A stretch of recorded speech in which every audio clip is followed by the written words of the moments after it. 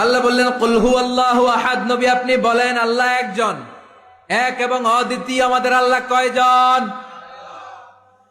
একজন হওয়াতে আমাদের জন্য লাভ না লস? কেমনে লাভ? 3 জন 4 জন হইলে কইতাম আমগো আল্লাহ 60 জন। হ্যাঁ, 3 জন হইলে 3 রকম বলতো, একজনের খুশি করে পারি না। 3 জন হইলে ঝামেলা আছে না নাই? আল্লাহ যদি 2 জন হতো কি হতো? একজন বলতো এতদিন তুমি তোমার মন মতো মহাবিশ্বের সব কিছু পরিচালনা করেছো, আজকে থেকে আমি আমার মন মতো করবো। ঝামেলা আছে না নাই? এতদিন দুনিয়ার মানুষগুলো পায়ে ভর দিয়ে হাঁটতো, হাত দিয়ে খেত, এখন থেকে যতগুলা মানুষ আসবে সব হাতে চলবে আর পা দিয়ে খাবে। আছে না নাই? এতদিন যাবত মেয়েরা গর্ভধারণ করতো তোমার নিয়মে, ছেলেরা কামাই করতো, এখন থেকে পুরুষরা গর্ভধারণ করবে, মেয়েরা কামাই করবে। আছে না নাই? এতদিন তুমি পূর্ব দিক থেকে সূর্য উঠিয়েছো, পশ্চিম দিকে অস্ত দিয়েছো, কালকে থেকে আমার নিয়মে পশ্চিম দিক থেকে সূর্য উঠাবো আমি, পূর্ব দিকে অস্ত যাবে। কিলাকিলি আছে না নাই? 2 জনের মধ্যে যদি সংলাপ সমঝোতা না হইতো মারামারি আছে না? এজন্য আল্লাহ বলেন লাউ কানা ফীহিমা আলিহাতুন ইল্লাল্লাহু লাফাসাদাতা, মহাবিশ্বে আল্লাহ একজন না হয়ে যদি একাধিক হতো, মহাবিশ্বটা মুহূর্তের মধ্যে ধ্বংস হয়ে যেত। ঠিক কিনা? এজন্য আল্লাহ একজন হওয়াতে আমাদের লাভ হয়েছে। 3 জন হইলে 3 রকম কথা কইতো। ঠিক কিনা? একজন বলতো আমারে বেশি ডাকস না কেন, ওরে ডাকস কেন? একজন বলতো ওরে ডাকস আমারে ডাকস না কেন, ওর জিকির করলি আমার নামের জিকির করলি না কেন, ওরে খুশি করতে চাস আমারে করস না কেন? ভেজাল হইতো না? এখন একজন, মারলেও আসি, কাটলেও আসি, বাঁচলেও আসি, একজন। সুবহানাল্লাহ পড়েন। এটা সহজ হয়ে গেছে। এজন্য আল্লাহ বললেন কুল হুয়াল্লাহু, সবাই বলেন কুল হুয়াল্লাহু আহাদ, মানে এক বা একক। আল্লাহর কোনো শরীক নাই, তার কোনো সাথী নাই, তার কোনো বন্ধু নাই, তার কোনো বাবা নাই, তার কোনো পিতা নাই, তিনি হলেন আহাদ। আহাদ হচ্ছে আল্লাহর চমৎকার একটা নাম। সাইয়েদনা বেলাল রাদিয়াল্লাহু তাআলা আনহুকে ঈমান আনার জন্য অত্যাচার শুরু করা হলো।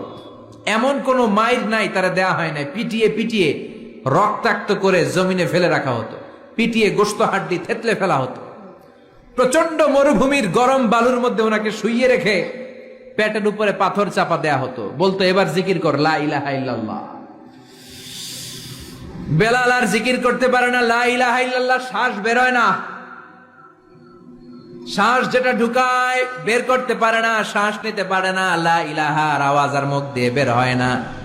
এবার বেলাল ছোট্ট করে আল্লাহর ডাকে পড়ে আহাদ। কি পড়ে? আরো জোরে পড়েন। এজন্য আল্লাহ বললেন কুল হুয়াল্লাহু আহাদ, তিনি এমন আল্লাহ, তিনি হলেন আহাদ। আহাদ ছিল বেলালের জিকির। ঠিক কিনা? এখন আজান আছে কিন্তু বেলালের রূহ নাই, মানুষ আছে কিন্তু সেই ঈমান নাই। চিল্লা এখন ঠিক কিনা? আজ সেই কোরআন আছে, হাদিস আছে, সেই ঈমান আরে মানুষ নে, সেই আলী হায়দারে ওসমান নে। আজানের ধ্বনি আছে আগেরই মতোই, আজানের ধ্বনি আছে আগেরই মতোই, বেলালের সেই রূহ নেই, বেলালের সেই রূহ নেই। আজ সেই কোরআন আছে, হাদিস আছে, সেই ঈমান আর মানুষ নেই, সেই আলী হায়দারে ওসমান নেই। ফলসফা আছে আগেরই মতোই, ফলসফা আছে আগেরই মতোই, গাজালির সেই তালকিন নেই, গাজালির সেই তালকিন নেই।